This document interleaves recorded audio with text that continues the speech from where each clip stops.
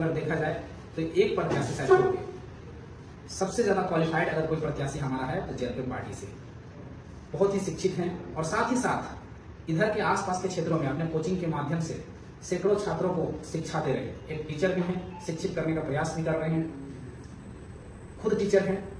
तो एक ऐसा प्रत्याशी हैं जेएलकेएम से जो सभी पर भारी पड़ने वाले हैं। तो घाटशिला विधानसभा से जितने भी साथी इनको देख रहे हैं, हमको देख रहे हैं, इस बार के चुनाव में पूरी तरह से कमर कस लीजिए कि 5 नंबर के चिट्ठा पर ही बटन दबाना। अब बात करते हैं मुद्दे की। सबसे पहले बात करने से पहले अदम गौंडवी जी का एक लाइन बहुत सुंदर अदम गौंडवी जी ने कहा था कि तुम्हारी फाइलों में गांव का मौसम गुलाबी है, तुम्हारी फाइलों में गांव का मौसम गुलाबी है, पर ये आंकड़े झूठे हैं, ये दावा किताबी है। ये आंकड़े झूठे हैं, ये दावा किताबी है। जो उलझ कर रह गई है सरकारों की फाइलों की जाल में, गौर से सुनिए इस लाइन में, जो उलझ कर रह गई है सरकारों की फाइलों की जाल में, वो रोशनी गांव तक आएगी कितने साल में? वो रोशनी गांव तक आएगी कितने साल में? मतलब इसका भाव, इसका अर्थ समझिएगा। वो कहना चाह रहे हैं कि सरकार का जो काम है वो हमेशा कहती है कि पूरा जो राज्य है वो गुलाबी गुलाबी है, यहाँ ना किसी तरह का दुख है, ना किसी तरह का संकट है, किसी भी तरह का कोई परेशानी आम जनता को नहीं है। यहाँ मौसम गुलाबी है, यहाँ सभी लोग खुशहाल हैं, खुशहाली का जीवन जी रहे हैं। लेकिन सच्चाई ये नहीं है, ग्राउंड की सच्चाई ये नहीं है। मैं ग्राउंड की सच्चाई आगे बताने वाला हूँ। उसके बाद दूसरे लाइन में कहते हैं कि जो उलझ कर रह गई सरकारों की फाइल में, वो गांव तक रोशनी आएगी कितने साल में? उनका तात्पर्य यह है कि सरकार जो झारखंड मुक्ति मोर्चा और गठबंधन की जो सरकार है, उन्होंने 2019 में ये वादा किया था कि हमारी सरकार बनेगी तो बनते ही सबसे पहले हम खतियान आधारित स्थानीय नीति लाएंगे।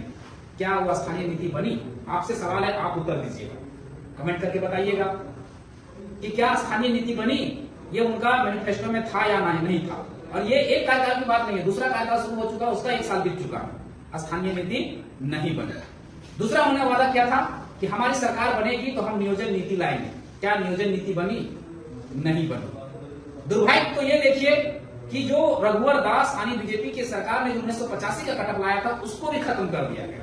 यानी पूरी तरह से अभी ना तो इनका कोई नियोजन नीति आया, और जो नियोजन नीति था, जो स्थानीय नीति था, उसको भी खत्म कर दिया गया। और अभी नियोजन नीति क्या लाया गया है? 60-40 की पॉलिसी पर। क्या अन्य राज्यों में इसी तरह का नियोजन नीति है? नहीं। तो फिर हमारे लिए नियोजन नीति क्यों नहीं बना? अगर हम मानते हैं कि आपके कार्यकाल का 1 साल होता, 2 साल होता, नहीं, 6-6 साल गुजर रहे हैं। 6 साल उस स्टूडेंट को पूछिए, उस स्टूडेंट का दर्द को पूछिए कि 6 साल कैसे कटते हैं। पथराई आंखों से उसके परिवारजन, उसके माता पिता इंतजार करते रहते हैं कि आज नहीं तो कल मेरा बेटा को नौकरी लगेगी, और वो नौकरी नहीं मिल पाती। तीसरा उन्होंने वादा किया था कि हम 5 लाख युवाओं को सरकारी नौकरी देंगे। अगर झूठ बोलता हूं तो आप हेमंत सोरेन जी के सारे ट्विटर, सारे सोशल मीडिया हैंडल्स में जाकर देख लीजिए, उनके मैनिफेस्टो को इंटरनेट में आप सर्च करेंगे तो मिल जाएंगे। 5 लाख युवाओं को सरकारी नौकरी देंगे। क्या 5 लाख युवाओं को सरकारी नौकरी मिल गई? नहीं। उन्होंने वादा किया था कि प्रत्येक 6 महीने में एक जेपीएससी का एग्जाम लेंगे। कि 6 सालों के दरमियान में आप निकाल के देख लीजिए कि कितना जेपीएससी का एग्जाम हुआ है। और जो चुनाव हुआ, जो एग्जाम हुए हैं, वो गड्ढे में हुए। गड्ढे मतलब समझते हैं, मतलब मंडी में जैसे थोक के भाव में टमाटर जब सस्ता हो जाता है, उस तरह से गड्ढे में जैसे बेचा जाता है। भिंडी जब सस्ता हो जाता है तो गड्ढे में चुनाव ले कितना लिया गया, तो अगर उसका आकलन 1 साल का निकाल के देख लें तो 50 सीट में वैकेंसी लेते हैं, 50 सीट उसका निकल के आता है। क्या इतना ही सीट खाली है? नहीं। मैं सरकारी आंकड़े बताता हूं, कार्मिक विभाग की डाटा है। कार्मिक विभाग ने खुद बताया है कि राज्य में कर्मचारियों का बहुत अभाव है, ऑफिसर्स का अभाव है, पद बहुत सारे रिक्त पड़े हैं, लेकिन सरकार नियुक्ति नहीं ले रही। जो युवा पीढ़ी है हाहाकार मचाई हुई है, लेकिन एग्जाम्स नहीं हो रहे। कार्मिक विभाग की डाटा कहती है कि सरकारी नौकरियां 5.5 लाख है। 5.5 लाख में 3.5 लाख पोस्ट केवल और केवल स्थानीय नीति नहीं रहने के कारण, नियोजन नीति नहीं रहने के कारण युवा पीढ़ी दर दर की ठोकरें खा रही है, वैकेंसी हो नहीं रही। और जो एग्जाम्स हो रहे हैं वो हाई कोर्ट, सुप्रीम कोर्ट में जाकर अटक जा रहे हैं। तो सोचने वाले विषय है कि आपको चुनाव किसको करना है, वोट किसको करना है। ये तो चुनिंदा बातें होंगी। अब 3.5 लाख पोस्ट खाली होते हुए भी हमारे बच्चे दर दर की ठोकरें खा रहे हैं। फिर अगला इनका वादा था कि अगर हमारी सरकार बनती है तो प्राइवेट कंपनियों में 75% यहाँ के युवाओं को रोजगार देंगे। क्या 75% यहाँ के प्राइवेट कंपनी युवाओं को नौकरी लग गई? आपका उत्तर होगा नहीं। मेरा उत्तर तो नहीं है, लेकिन आपका उत्तर भी नहीं होगा। क्यों?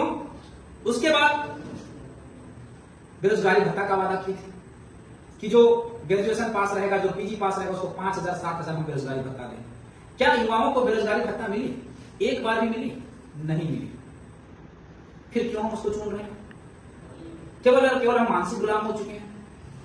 और जब भी चुनाव आता है हम वोट उसको करते हैं। जब उसको, उस नेता को, उस मंत्री को, उस विधायक को, उस सरकार को हारने का डर नहीं रहेगा तो आपके लिए काम कैसे करेंगे? कहा भी जाता है कि भय बिन प्रीत कहां। जब तक भय नहीं होता है तब तक प्रेम नहीं होता है, प्रीत नहीं होता है। इसलिए सरकार को भय दिखाना जरूरी है।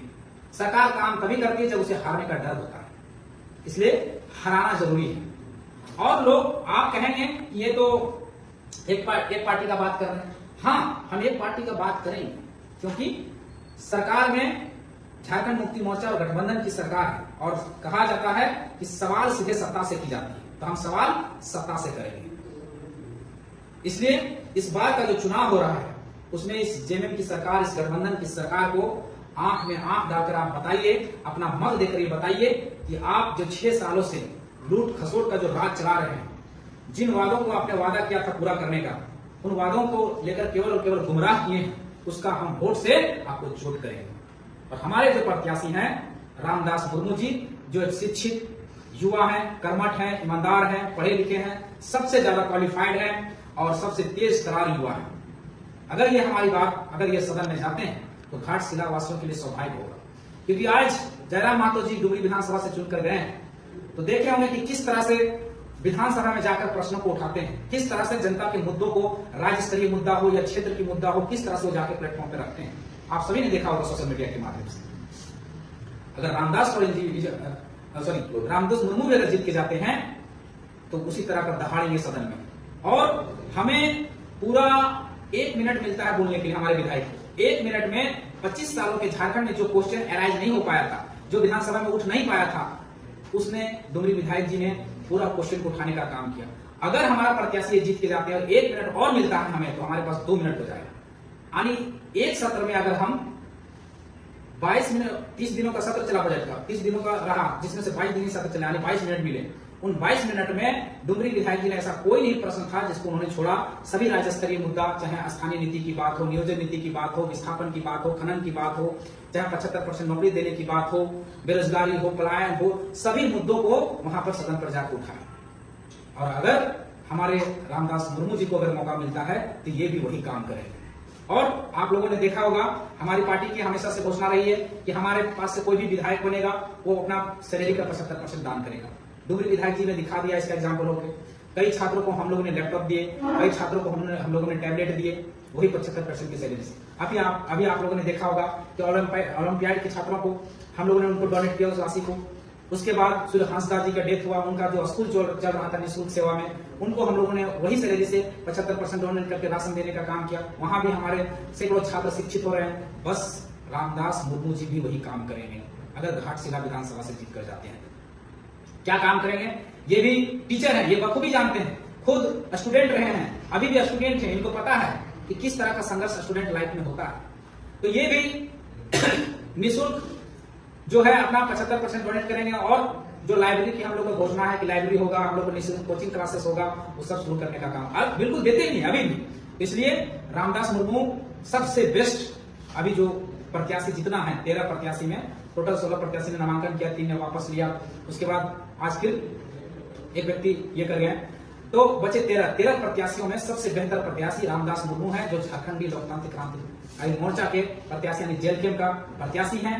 तो इनका क्रमांक संख्या 5 और चुनाव चिन्ह कैंची छाप है। और बहुत सारे मुद्दे हैं बात करने के लिए। अभी तो इनके वादे 56 वादा झारखंड मुक्ति मोर्चा की जो सरकार बनी है, जो हेमंत सोरेन की सरकार, जो गठबंधन की सरकार बनी है, उन्होंने 56 वादे किए थे। पूरी हमें याद है और हर वादा हमें याद है। लेकिन चूंकि ये रात्रि का समय है, लंबा हो जाएगा, लेकिन फिर भी 2-3 वादे हम बता देते हैं। एक वादा उनका ये भी था कि अगर हमारी सरकार बनती है तो 25 करोड़ तक का जो टेंडर होगा वो यहाँ के झारखंडी स्थानीय को दिया जाएगा। आप एक बात बता दीजिए, एक उदाहरण आप हमको पूरा 6 साल का कार्यकाल में दिखा दीजिए जो एक झारखंडी को ये 25 करोड़ रुपए का टेंडर मिला होगा। इसकी देखिए किस तरह का सिस्टम को सेट किया गया यहाँ के लोगों को मारने के लिए। अभी क्या कर दिया जा रहा है, 2-4 टेंडर को एक साथ अटैच कर दिया जा रहा है। उस टेंडर को 40, 45, 50 करोड़ का टेंडर बना दिया जा रहा है। उससे क्या हो रहा है, हमारे झारखंड के लोगों के पास उतना पूंजी नहीं, उतना पैसा नहीं, वो लगा नहीं पाते, सारा टेंडर बाहर के लोग लेके चले जाते हैं। खुद हम लोग डुमरी विधानसभा में ऐसे ऐसे चीजें देख रहे हैं कि बाहर के लोग लेके चले जाते हैं। क्यों? ऐसा पॉलिसी बनाइए ना जो हमारे स्थानीय को ज्यादा से ज्यादा लाभ मिल सके। अभी औद्योगिक नगर इस जमशेदपुर को कहा जाता है, पूर्वी सिंहभूम का जिला है, जमशेदपुर एक टाउनशिप एरिया है, औद्योगिक यानी इंडस्ट्रियल सिटी है। बट यहां पर जितनी कंपनियां हैं, कंपनी लगाने वाले से लेकर काम करने वालों तक का बाहर के लोगों का जमावड़ा लगा हुआ है। क्यों लगा हुआ है? क्योंकि हमारे पास स्पष्ट पॉलिसी नहीं है। स्पष्ट पॉलिसी नहीं रहने के कारण बाहर के लोग आ रहे हैं, सारी नौकरियां ले जा रहे हैं। क्या हम इतने भी गिर गए कि हम 12,000, 20,000, 25,000, 40,000 तक की नौकरियां नहीं कर सकते हैं अपने यहाँ?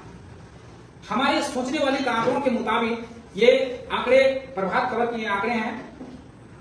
उन्होंने जब कोरोना के काल में उन्होंने खुद छापा था, आंकड़ों के आधार पर जो सरकार ने रजिस्ट्रेशन करवाया था, जो बाहर से प्रवासी मजदूर लाए जा रहे थे, उस समय उन्होंने इन आंकड़ों को खुद रजिस्टर करवाया था।